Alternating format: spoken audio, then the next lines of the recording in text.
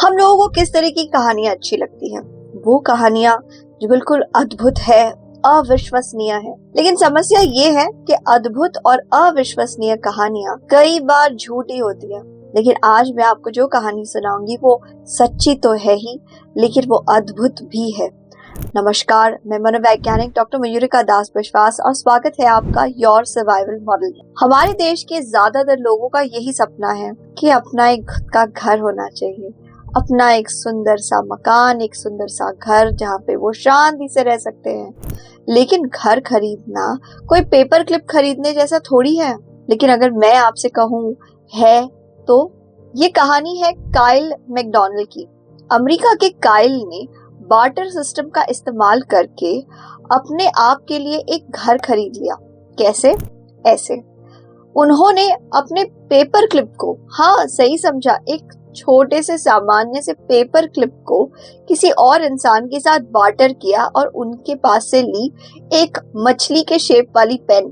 फिर अपने मछली की शेप वाली पेन को किसी और व्यक्ति को दिया जिसे वो मछली की शेप वाली पेन चाहिए थी, और बदले में लिया हाथ से बना हुआ एक डोर नॉब, दरवाजे पे लगने वाला नॉब। फिर दरवाजे पे लगने वाले नॉब को एक और व्यक्ति को दे दिया और उसके पास से लिया कैंपिंग में ले जाकर इस्तेमाल की जाने वाली कोलमैन कंपनी की स्टोव। फिर कोलमैन कंपनी की स्टोव को एक और इंसान को दिया और उनसे लिया होंडा का जनरेटर।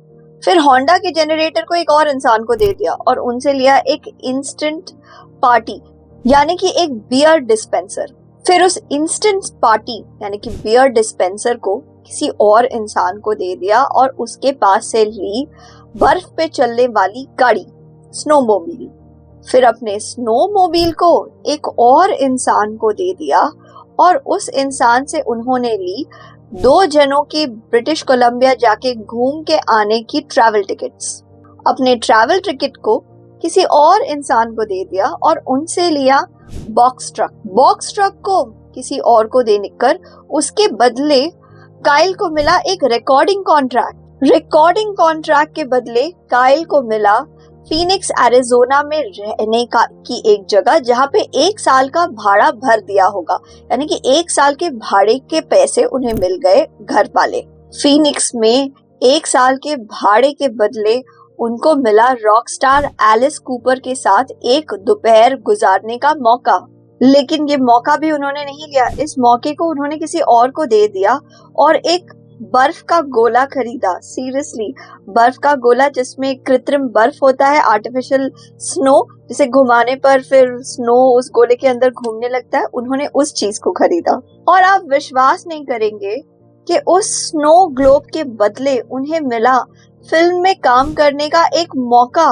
लेकिन उन्होंने फिल्म में काम करने का ये मौका खुद नहीं लेके इसे किसी और को दे दिया और उसके बदले उन्हें मिला एक 2 मंजिल वाला घर। काइल मैकडॉनल्ड की ये कहानी अद्भुत है। ये हमें ये सिखाती है कि हमें जिंदगी में ना बस लगे रहना है, बने रहना है।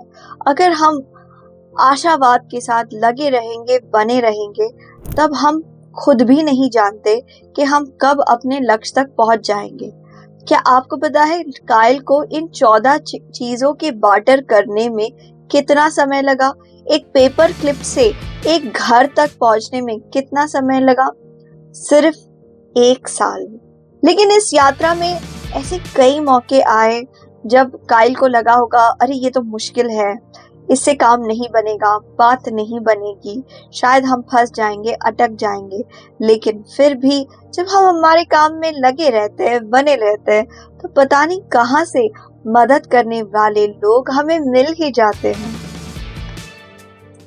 काइल की इस जर्नी में उनको अगर किसी चीज ने सबसे ज्यादा साथ दिया है तो वो है उनके सोशल नेटवर्क में। आज की जिंदगी में हम बार बार चाहते हैं कि लोग हमको फॉलो करें। हम बार बार ये चाहते हैं कि हमें सब लोग पसंद करें, लाइक करें, लेकिन हम किसके काम आ सकते हैं ये हम नहीं देखते हैं।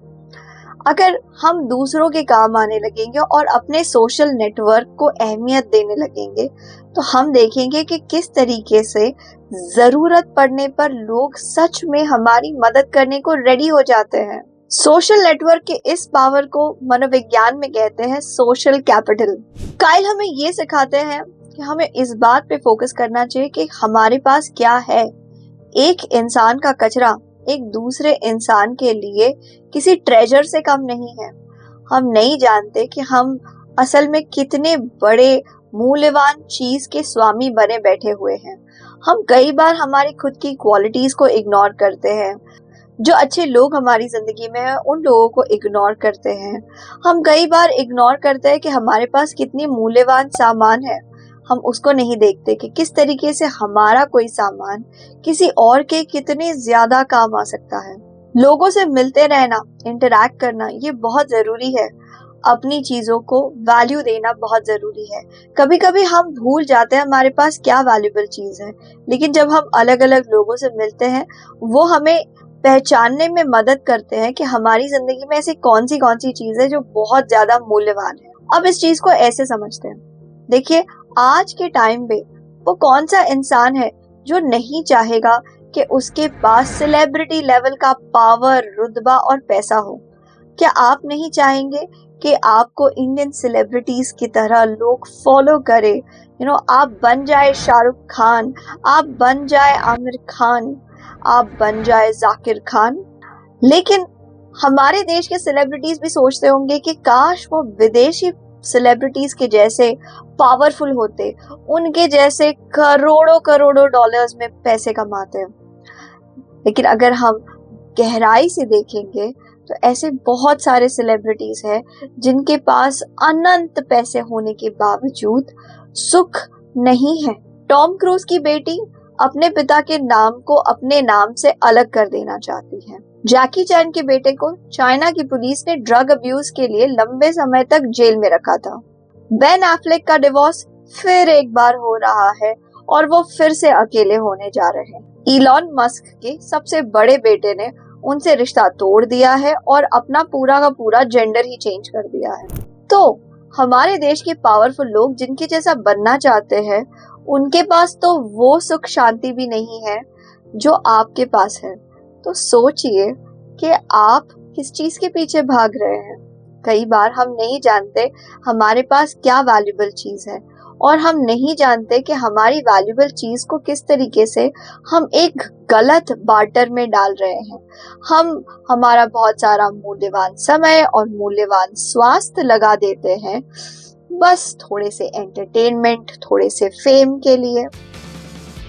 काइल की कहानी से हमें ये पता लगता है कि हमें जिंदगी में हमेशा पैसों के पीछे भागने की कोई जरूरत नहीं है। एक बड़ा घर खरीदने के लिए जरूरी नहीं है कि आपके पास सिर्फ पैसे ही बहुत ज्यादा होने चाहिए। अगर आप लगन से किसी काम में बने रहेंगे तो आप खुद भी नहीं जानते आप जिंदगी में कितने आगे बढ़ सकते हैं। जिंदगी में ग्रोथ माइंडसेट का होना बहुत ज्यादा जरूरी है। जिंदगी में सीखते रहना बहुत ज्यादा जरूरी है। जब आप सीखते रहेंगे और अपने आप को ये कहेंगे कि हर बुरा एक्सपीरियंस मुझे कुछ सिखाने के लिए ही तो बना हुआ है, तो फिर आपको जिंदगी में कौन ही पीछे रोकेगा। आशा करते हैं काइल की ये कहानी आपको बहुत पसंद आई है और आप इसके बाद से पहचानने लगेंगे कि आपके पास वो कौन सी वैल्यूएबल चीज है जिसको बार्टर करके आप कुछ और भी बड़ा वैल्यूएबल पा सकते हैं। जिंदगी में ऑप्टिमिस्टिक बनी रहिए और साइकोलॉजी सीखने के लिए चैनल को सब्सक्राइब कीजिए, मेरे साथ बने रहिए। आपके मूल्यवान समय के लिए धन्यवाद।